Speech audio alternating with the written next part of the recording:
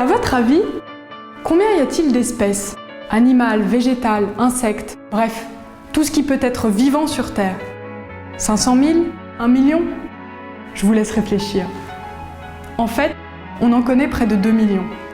Mais on estime qu'il y a entre 10 et 100 millions d'espèces animales et végétales sur Terre.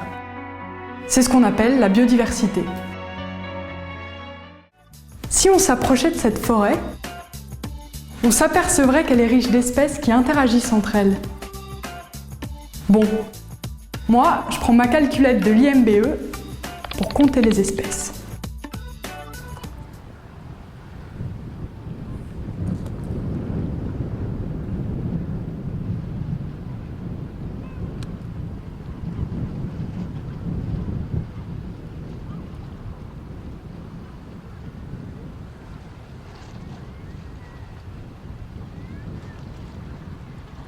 Le laboratoire IMBE, donc c'est l'Institut méditerranéen de biodiversité et d'écologie marine et continentale. Déjà dans son titre, il y a quasiment tout qui est dit. Ce qui est dit surtout, c'est un laboratoire d'interface qui s'inscrit dans une préoccupation, ce qu'on appelle d'écologie globale. Alors l'écologie globale, c'est quoi? C'est essayer d'aborder les processus écologiques d'une manière globale. Alors ça ne veut pas dire superficielle, ça ne veut pas dire sur les grandes surfaces, ça veut dire qu'on va essayer d'avoir une approche intégrée ou intégrative en essayant de multiplier les différents types de marqueurs, les différents types de modèles pour avoir une compréhension la plus fine et la plus complète possible des mécanismes qui pilotent la mise en place de la biodiversité et le fonctionnement écologique en général. Alors étudier la biodiversité, ça veut dire quoi? Ça veut dire fondamentalement essayer toujours de comprendre comment s'est mis en place la biodiversité. Ça consiste à se poser la question pourquoi il y a des espèces rares, pourquoi il y a des espèces qui sont entre guillemets banales, pourquoi il y a des espèces qui sont surabondantes, pourquoi il y a des espèces invasives. À l'IMBE, on va travailler sur tout ça. Mais on essaie d'aller un petit peu plus loin maintenant. Étudier la biodiversité, c'est une étape incontournable. Encore une fois, c'est l'approche fondamentale. Mais de plus en plus, on essaie de se poser la question, à quoi ça sert cette biodiversité? Quel rôle jouent ces espèces, qu'elles soient rares, qu'elles soient banales, qu'elles soient proliférantes? Quelle place elles ont dans les écosystèmes? Et même, on va au-delà. On essaie de voir à quoi peut servir cette biodiversité au niveau de l'ensemble des sociétés humaines. J'imagine que la couleur de ces feuilles raconte une histoire sur leur vie.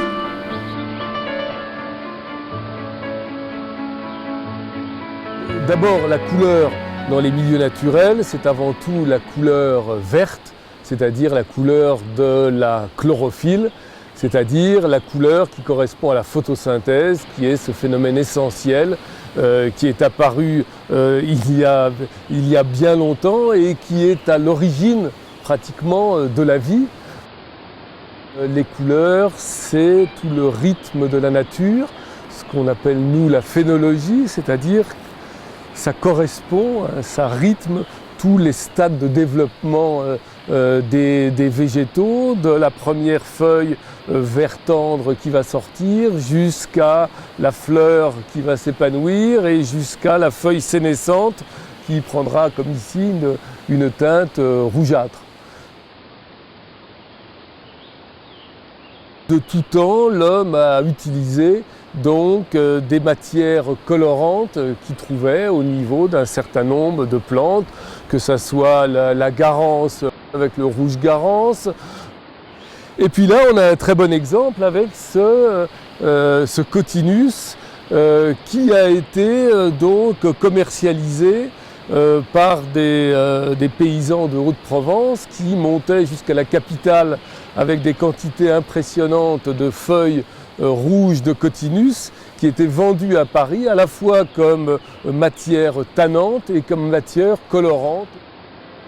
Et c'est fondamental pour nous écologistes d'essayer de comprendre ces relations entre l'homme et ses végétaux, ne serait-ce que pour comprendre la répartition, quelquefois la répartition de ces plantes, leur extension ou même leur régression dans certaines parties de leur aire.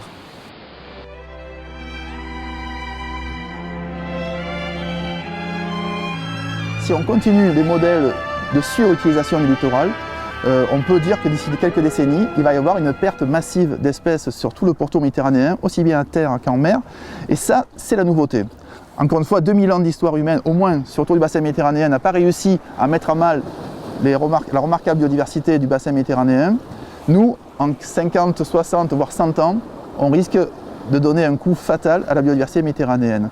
C'est tout l'enjeu majeur, finalisé et directement applicable de tous les travaux qu'on fait à l'INBE.